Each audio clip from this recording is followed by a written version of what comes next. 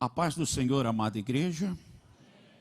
Graças a Deus pelo privilégio que o Senhor nos concede de estarmos iniciando esta semana na casa do Senhor, para o aprendizado da palavra do Senhor. E iniciando também o nosso trimestre, pelo menos naquilo que podemos falar de aula presencial. Louvo ao nome do Senhor por esse privilégio e por essa honra e também por este peso que Ele me concede de iniciar esse trimestre também, este ano letivo de escola bíblica dominical. Meus amados, nós teremos o privilégio de nesse trimestre, estudarmos a epístola aos Hebreus. Então será, sem dúvida alguma, um privilégio termos a nitidez acerca desta epístola aos Hebreus. Antes de iniciarmos ou comentarmos determinados pontos referentes à nossa terceira lição, que é Cristo nosso Salvador perfeito, nós iremos um pouco até a lição de número 1, lição de número 2, uma síntese, e depois voltaremos à nossa lição de número...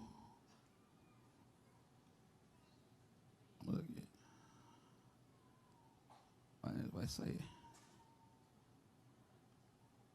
Tá aqui. Então vamos fazer uma leitura referente à parte introdutória à epístola aos Hebreus. Vamos lá.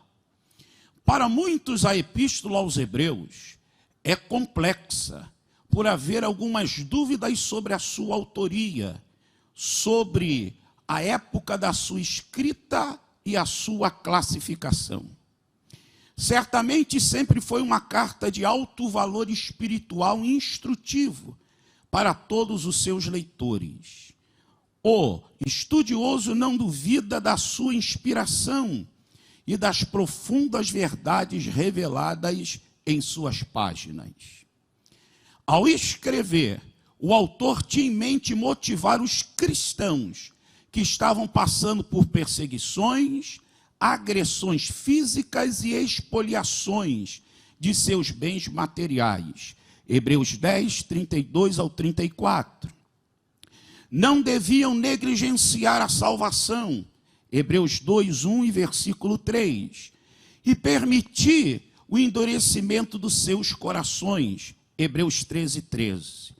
Estavam retardando o progresso da fé em seus corações. Hebreus 5, 11 e 12.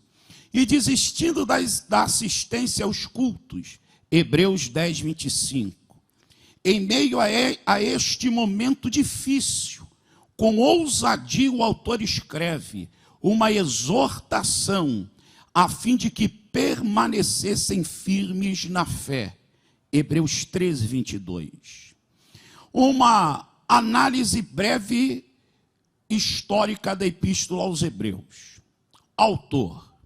A autoria é anônima, contudo muitos estudiosos formulam vários argumentos em defesa de alguns autores.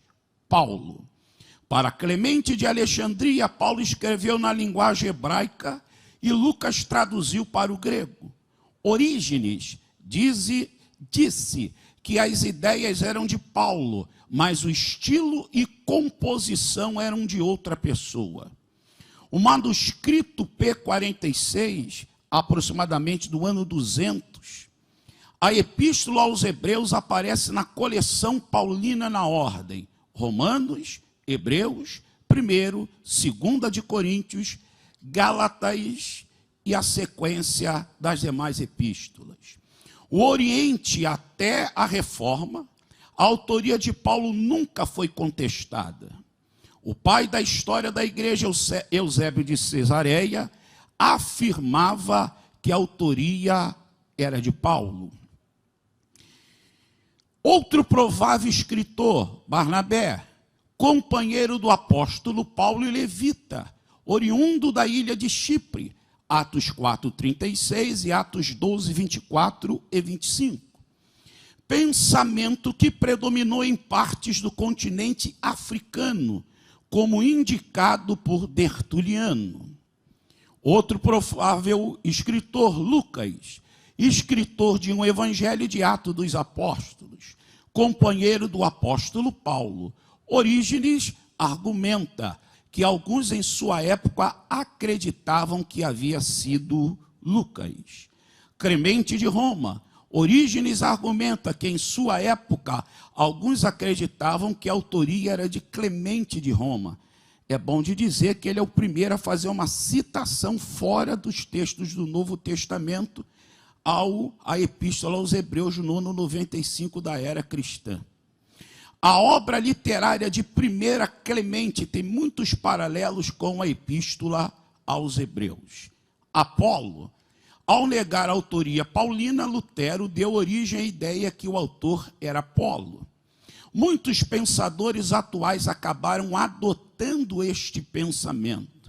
O argumento a favor da autoria de Apolo são oriundas da passagem em Atos 18, 24 ao 28. Silas ou Silvano era companheiro de Paulo e um hábil escriba. Mesmo que não tenhamos com certeza o nome do escritor da Epístola aos Hebreus, podemos descansar na verdade que o autor é Deus Pai, o tema é Jesus Cristo e o inspirador é o Espírito Santo. Veja, isso é bom de refletirmos, porque os 65 livros temos como base fundamental autor Pai, tema Jesus, inspirador o Espírito Santo. E essa é uma regra que nós assim cremos e louvamos ao Senhor. Continuando, há outros livros, principalmente no Antigo Testamento, que não sabemos do escritor.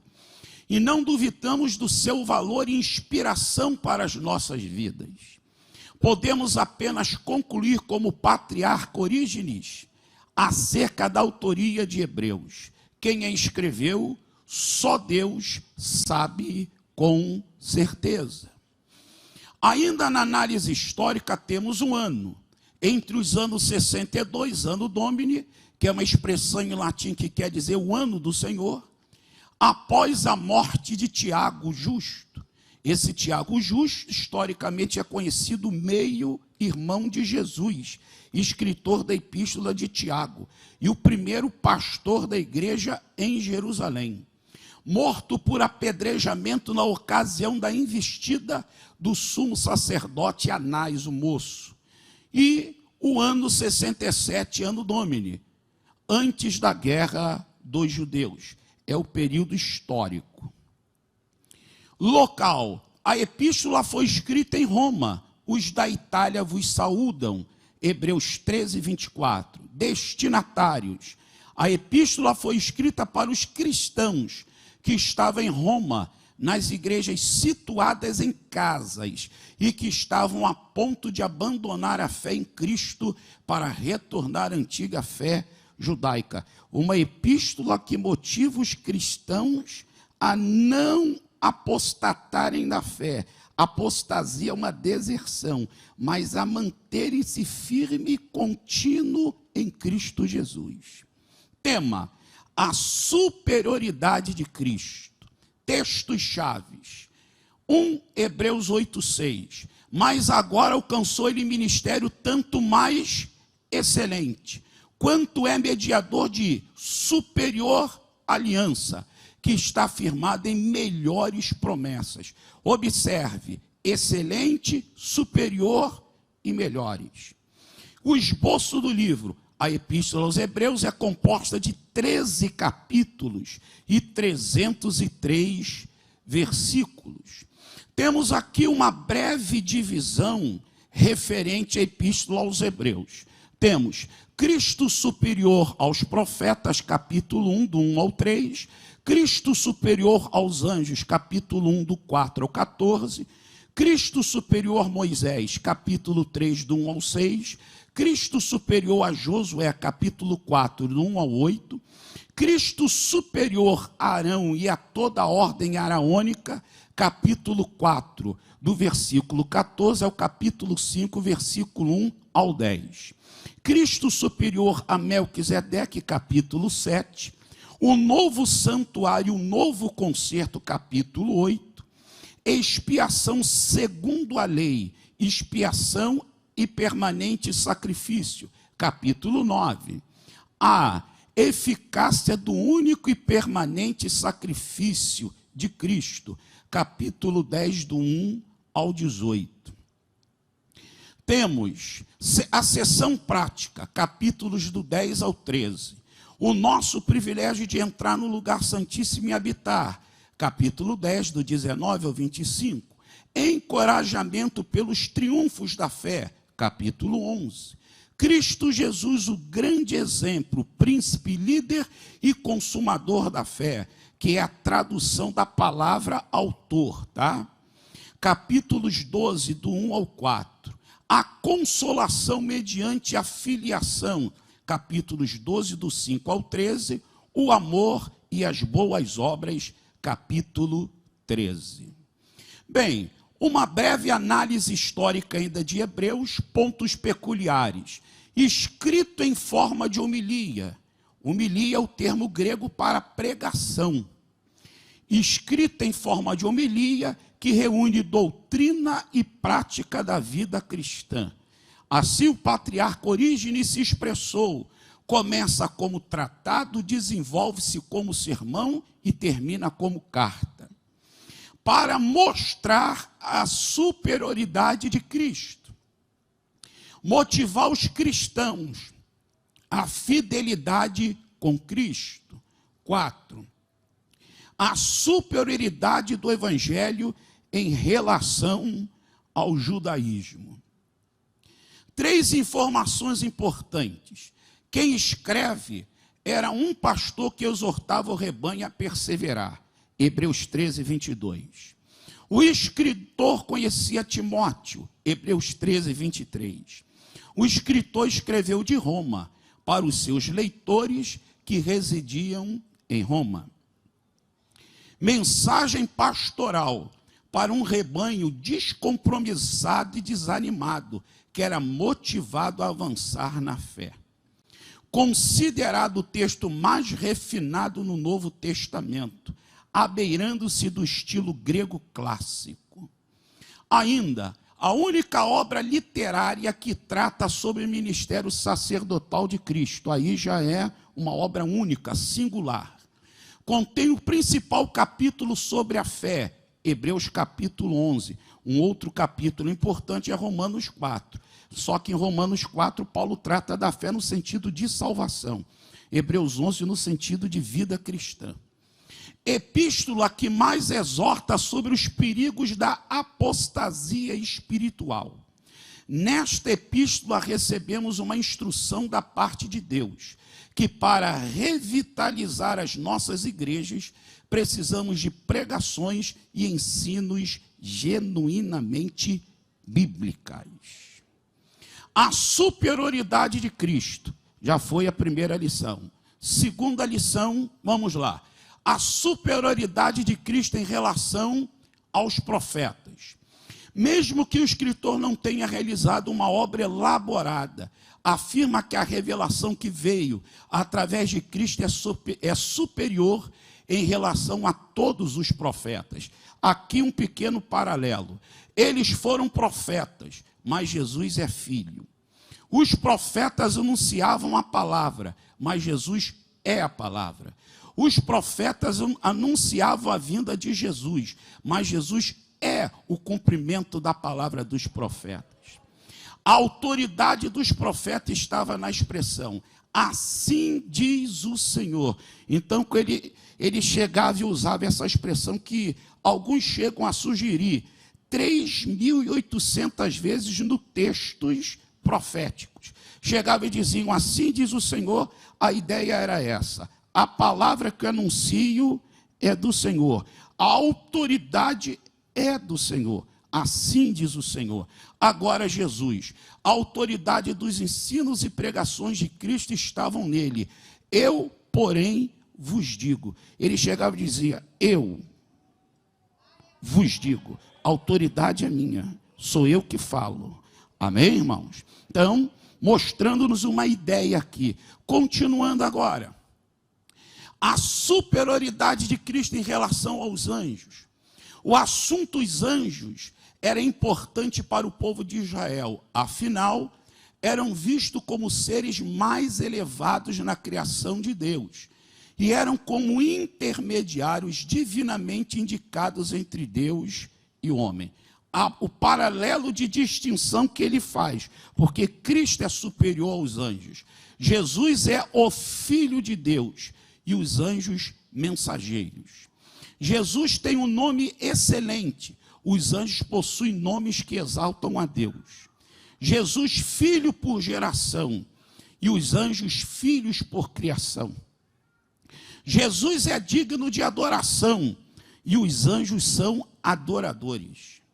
Jesus é o Salvador, e os anjos cuidam dos salvos. Jesus é Deus, e os anjos são ministros. Jesus é rei, e os anjos são súditos. Jesus é Senhor, e os anjos são servos. Jesus é imutável, e os anjos são mutáveis. Jesus é o Criador, e os anjos criaturas. Jesus é superior a qualquer hierarquia de anjos, pelo que ele é. E quando nós chegamos lá no versículo 3, o escritor coloca 7 características acerca de Jesus. E pelas suas obras gloriosas e poderosas. Aí 1:3 ele fala sobre a obra da salvação, e do 10 ao 12 a obra da criação. Quando nós, aqui só fugindo um pequeno ponto, e expondo aos irmãos a hierarquia do arcanjo Miguel. Miguel é arcanjo. Arcanjo quer dizer líder, cabeça, príncipe. Jesus, ele é rei. Miguel é o príncipe da nação de Israel. Jesus é o rei da nação de Israel. Amém, irmãos? O arcanjo Miguel, Judas 9, não pôde amaldiçoar a Satanás. Jesus o venceu, o derrotou na cruz do Calvário. Então, só para o irmão poder entender o quão Cristo é superior à classificação dos anjos. Vamos lá. Cristo, nosso Salvador perfeito. Amém? Bem, meus irmãos, a lição de número 3, que vai tratar sobre este aspecto, Cristo, nosso Salvador perfeito, podemos logo começar a observar que no capítulo 2, o escritor da Epístola aos Hebreus, ele agora muda o tom. E agora ele começa nos 4 primeiros versículos a exortar a igreja, entendendo que a ideia de exortação é motivar, animar, avivar, reanimar. Não tem sentido nenhum de espancar ninguém. Mas agora ele vai exortá-la. E é a primeira admoestação que ele apresenta na sua epístola. E antes dele entrar no assunto referente à humanização de Cristo, que como maior bênção nos trouxe a salvação. No versículo 1, que o irmão pode lançar mão da sua Bíblia, nós temos aí, portanto, convém-nos atentar com mais diligência para as coisas que já temos ouvido, para que em tempo algum nos desviemos delas. Então, qual é a ideia que ele tem aqui? Ele traz o primeiro ponto fundamental da salvação. É quando eu paro para ouvir atentamente. Na visão do escritor de Hebreus, na verdade, ouvir é muito mais que escutar. Ouvir está agregado pelo menos 2 significados. Primeiro, Quem ouve, obedece. Quem ouve, se submete à autoridade que está falando com ele.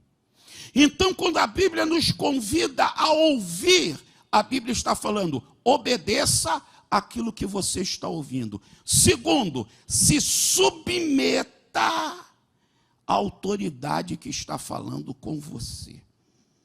Então, aí está o primeiro princípio referente ao quê? A ouvir. Aí entendemos que ouvir fala-nos de darmos a devida atenção. E quem ouve tem que se envolver com aquilo que ele está ouvindo. Não é ouvir e sair aqui, mas é envolver-se de tal maneira que ele traz para dentro da sua vida, aplica na sua vida e vive. Então, primeiro segredo para o cristão se manter bem firme, e como diz o versículo 2, não se desviar, olha aí o versículo 1, não se desviar é ouvir com atenção, se envolver, estar predisposto a obedecer e se submeter à autoridade que lhe está sendo ensinada.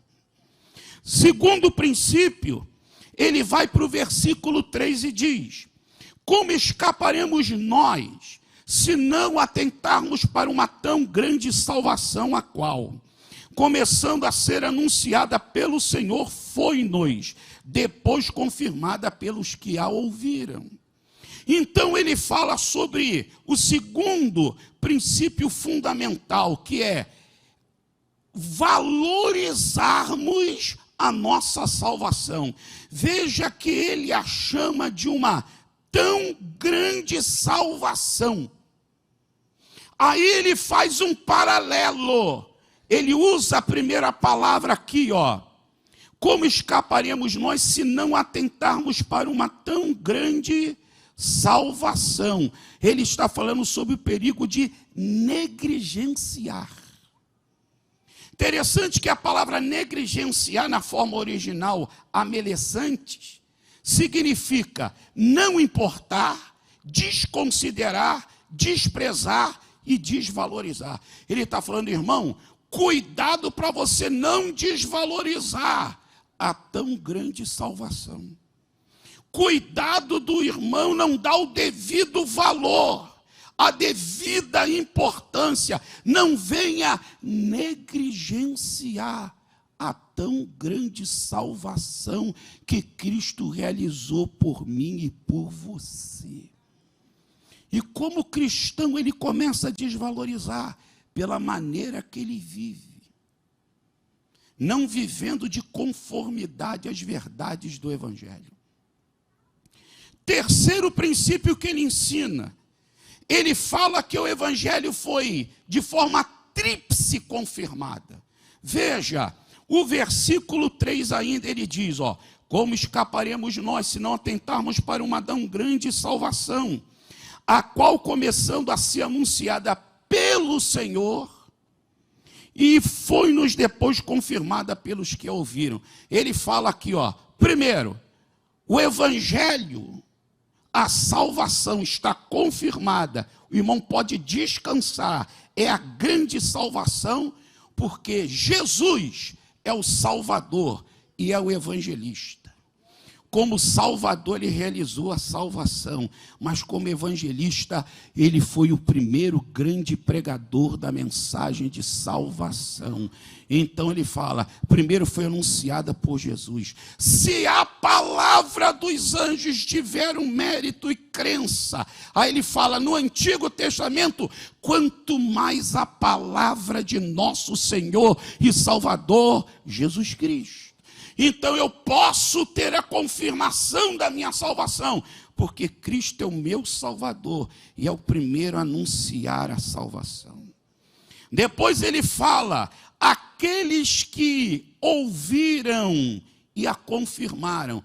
Aí ele está falando do primeiro escalão de cristãos que ouviram diretamente pelo Senhor e anunciaram, porque o escritor da epístola deixa bem claro aqui que ele faz parte de um segundo escalão, não do primeiro escalão. Ele faz menção ao primeiro escalão daqueles que ouviram. Ele falou: Jesus é o Salvador, Jesus anunciou, mas também outros a ouviram e também estão anunciando essa salvação.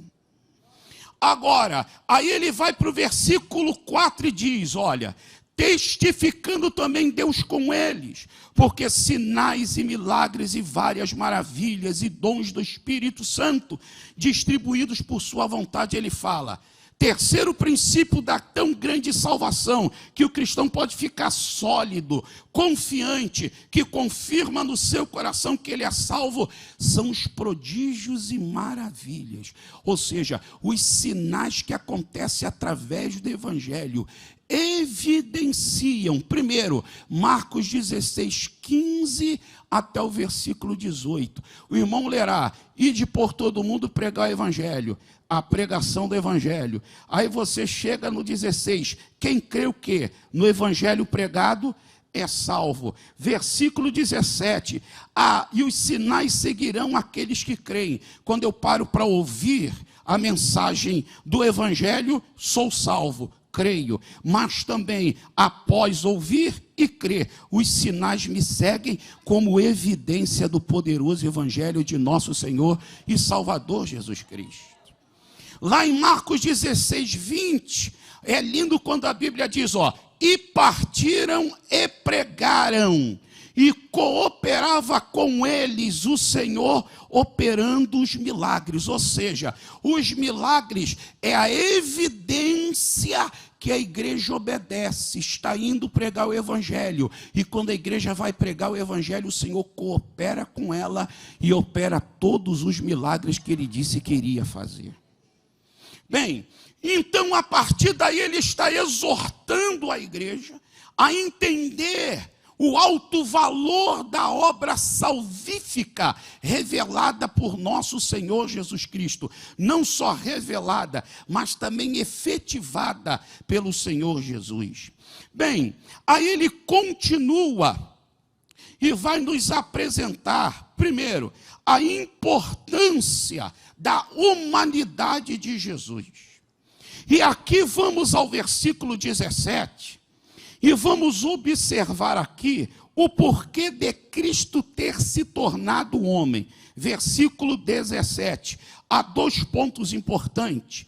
Pelo que convinha que em tudo fosse semelhante aos seus irmãos. Veja, primeiro o escritor disse que convinha que Cristo fosse semelhante aos seus irmãos. Aqui ele está falando sobre a humanização de Cristo. João 1, no princípio era o verbo estava com Deus e o verbo era Deus. 14, e o verbo se fez carne. Amém? A humanização. Agora, por que ele se humanizou? Vem o escritor da epístola aos Hebreus e diz, bem, ele se humanizou para ser semelhante aos seus irmãos, ou seja, ser homem. Mas pare aí, olha a expressão irmão. Quando nós vamos a alguns textos, como Levítico 25, Números 35, Rute 4, Jó 19, 25, nós vamos nos deparar diante de uma expressão que na forma hebraica é chamada de Goel, ou parente remidor. Porque Jesus se tornou homem para se tornar o nosso parente. Olha a expressão irmão. Mas quem era o Goel? Levítico 25. Primeiro, era o parente mais próximo de uma pessoa.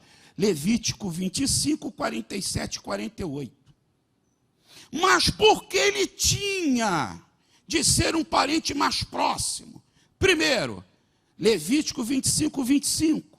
Para resgatar uma propriedade perdida por causa de pobreza.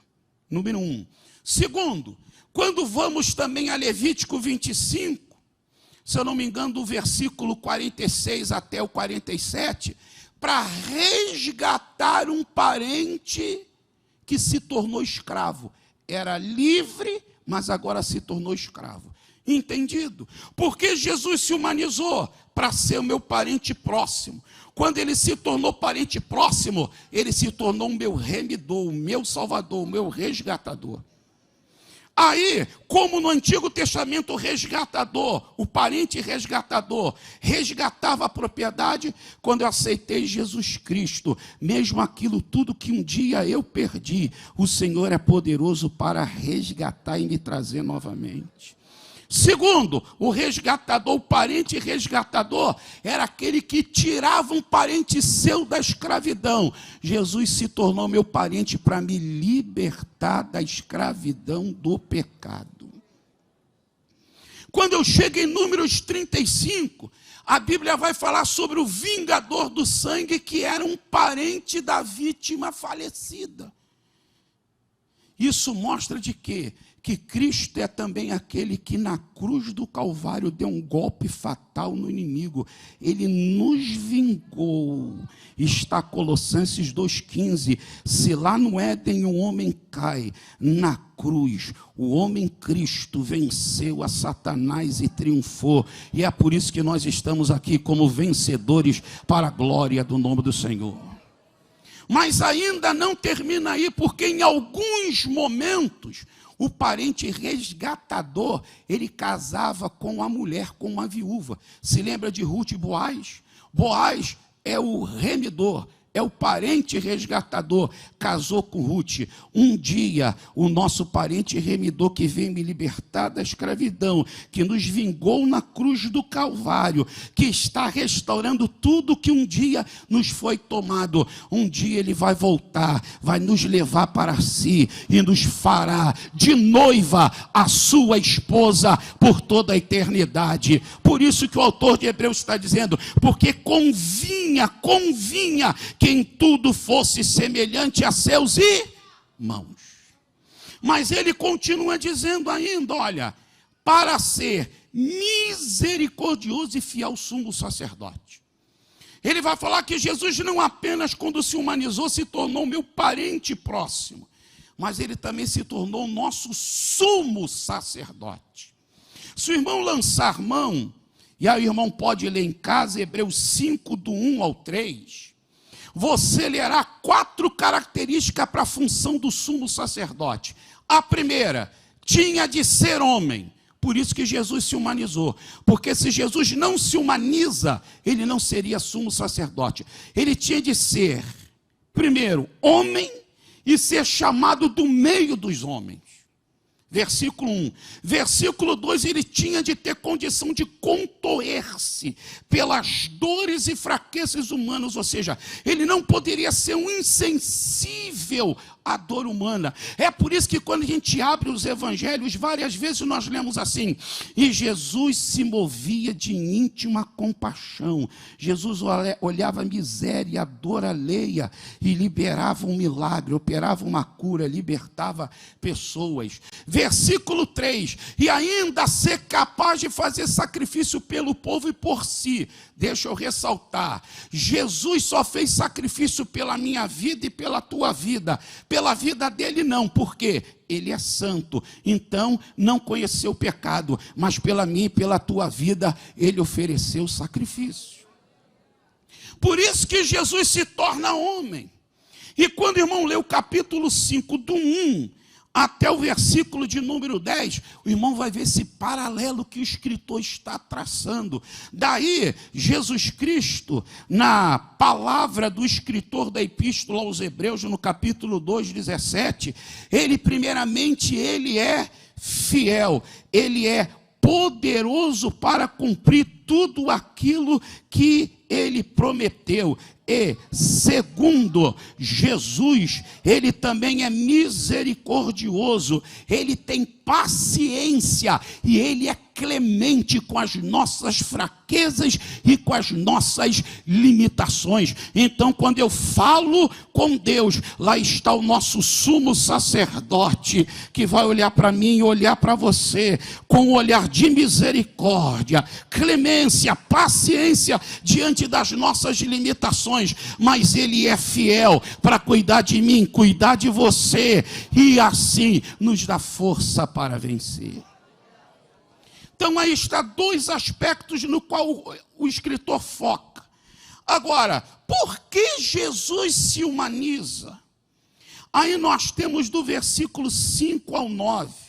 E quando pegamos os versículos do 5 até o 8 aproximadamente, leremos que ele remonta ao Salmo 8, que a tradição judaica chama de Salmo da Criação, e a cristandade a chama de Salmo de Redenção.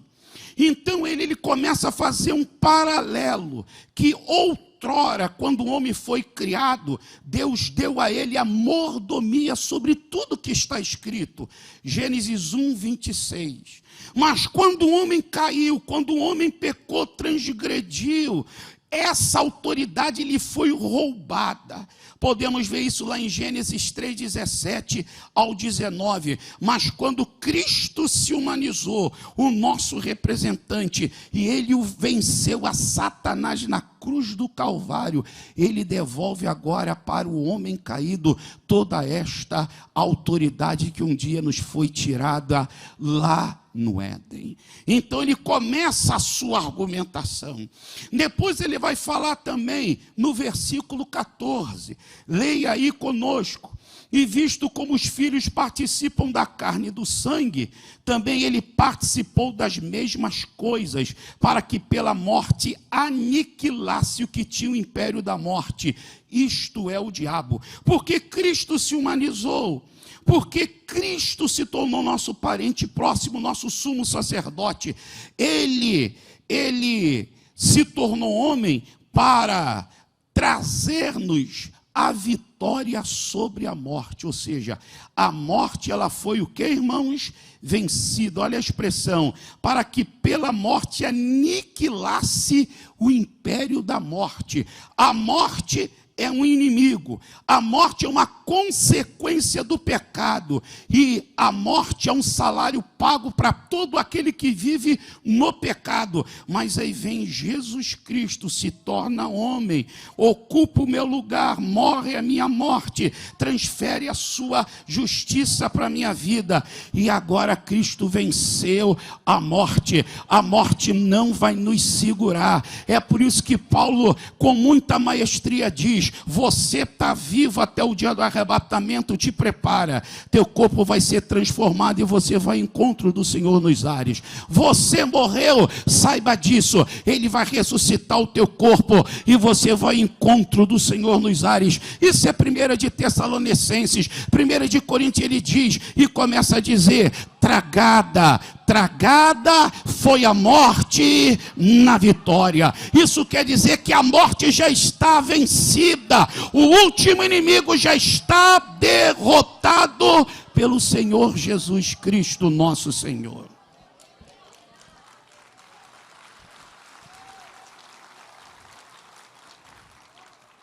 Livramento, olha o versículo 15.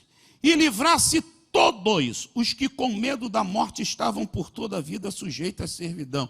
Olha que coisa maravilhosa. Jesus tem o poder de livrar e resgatar duplamente. Primeiro, ele nos livra do medo da morte. Certo? Por quê? Porque agora nós temos a promessa da vida eterna. Então o medo da morte já foi. Por quê, pastor? Temos a promessa da vida eterna. João 3,16, não é isso, irmão? Não é aquele texto maravilhoso? Porque Deus amou o mundo de tal maneira que deu seu Filho para que todo aquele que nele crê não pereça, mas tenha o quê? Mas tenha o quê? Mas tenha o quê? Mas tenha o quê? Nos livrasse do medo da morte. Acabou a morte, acabou a morte. Sabe o que é? Estamos livres do medo da morte. É isso que ele está falando. Segundo, Jesus se humaniza e se torna o nosso Salvador e morre para quê? Aí ele diz, e estavam por toda a vida sujeitos à escravidão. Quer dizer que a escravidão foi quebrada, a escravidão foi anulada. João 8,34, todo aquele que comete pecado é escravo do pecado. pecado. Mas olha o 36. Se o Filho vos libertar, o que ele diz? Verdadeiramente. Sabe o que ele está querendo dizer? Tem falsa liberdade por aí. Tem gente que está achando que está livre, mas está preso. Mas aí vem ele e diz, Jesus não. Jesus te oferece liberdade. A verdadeira liberdade. A verdadeira liberdade. Os grilhões do pecado foram quebrados na minha mão, na tua perna. O que estava fechando os meus lábios foi arrancado. E hoje eu posso dizer, sou livre. Quantos podem levantar sua mão nesta manhã e falar, sou livre, sou livre. Diga, irmão, você é livre, eu sou livre. Livre, nada mais nos amarra. Toda a armadura do pecado, tudo que nos amarrava, foi quebrado na cruz do Calvário. E hoje estamos livres.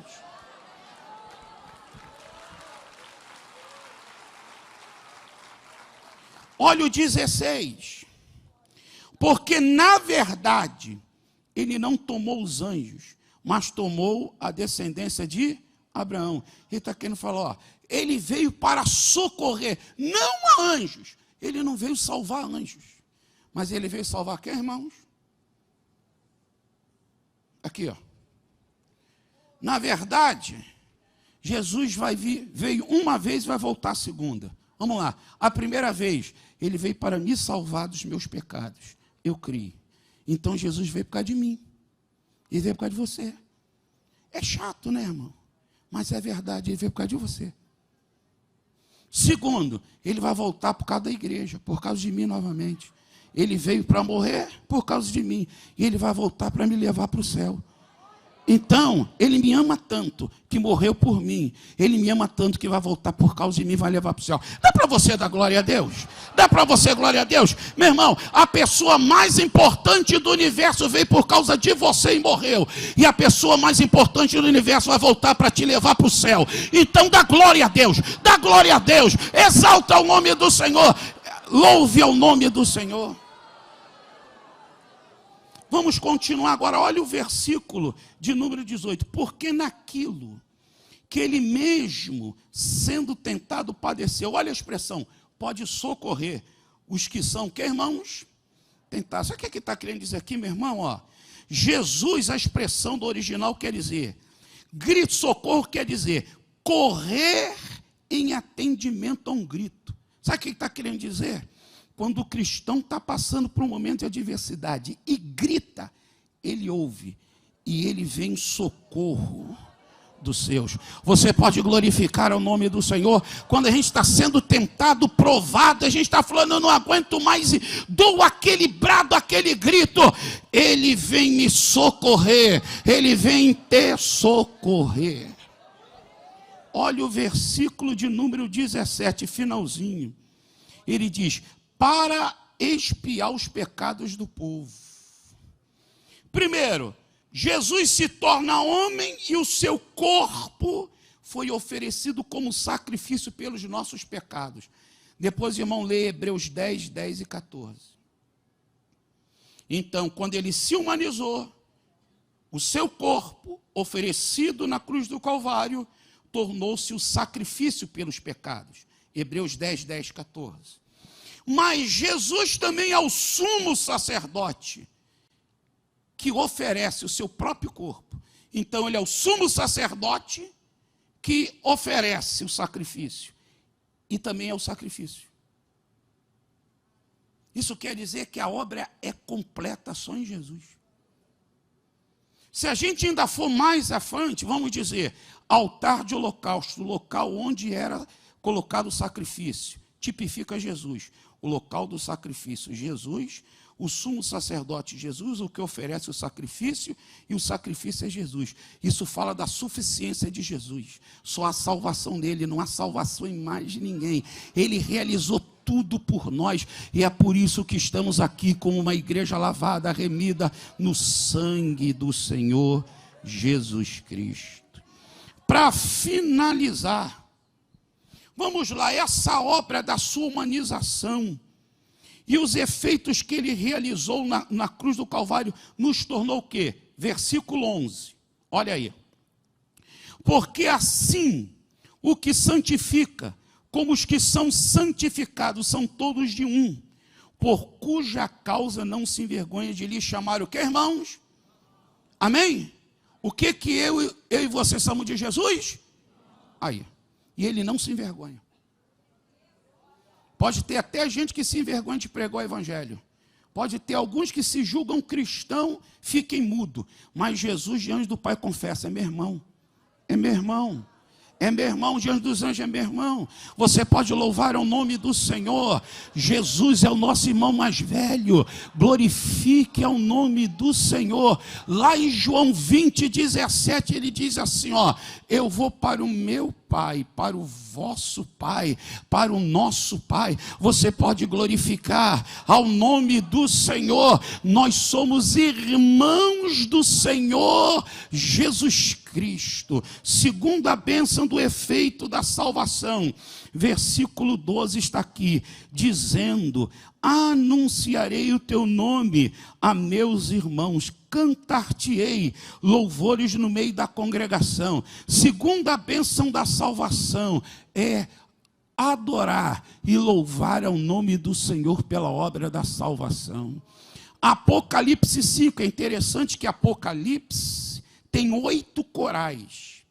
Apocalipse 5, a partir do versículo 9, é o segundo coral, e é o coral dos redimidos. E aí diz a Bíblia que o cordeiro lança a mão do rolo, e aí se levanta o coral que começa: digno és o cordeiro. Digno quer dizer merecedor. Digno é o cordeiro de desatar os seus 7 selos, porque foste morto, e com teu sangue compraste para Deus homens de toda tribo, de toda língua, de toda raça e de toda a nação. Daqui a pouco se ajunta a adoração, os 4 seres viventes, os 24 anciões, milhões e milhões e milhares de anjos, diante daquele que está no trono. Aí eles começam a dizer: ao Cordeiro a honra, a glória, o louvor, a exaltação, a benignidade para todo sempre. Eles começam dizendo: ao Cordeiro seja dado toda a honra. E daqui a pouco eles se inclinam e continuam dizendo: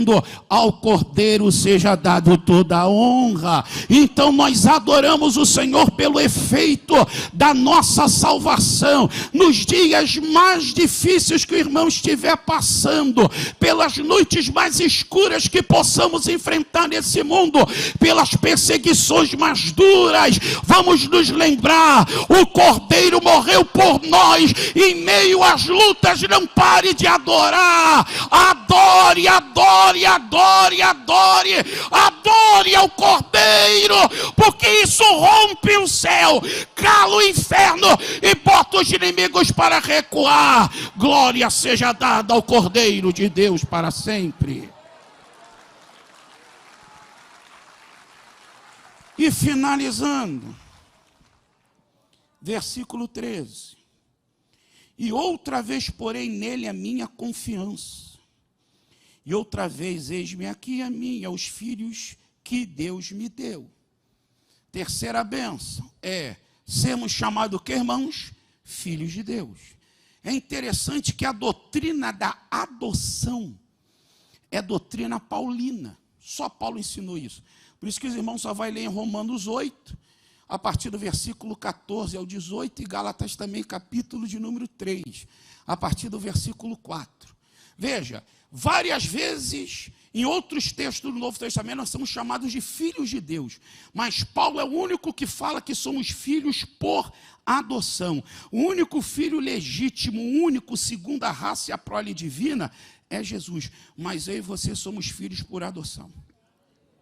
A única coisa que eu não posso falar que eu tenho a natureza divina, a essência divina, isso é heresia.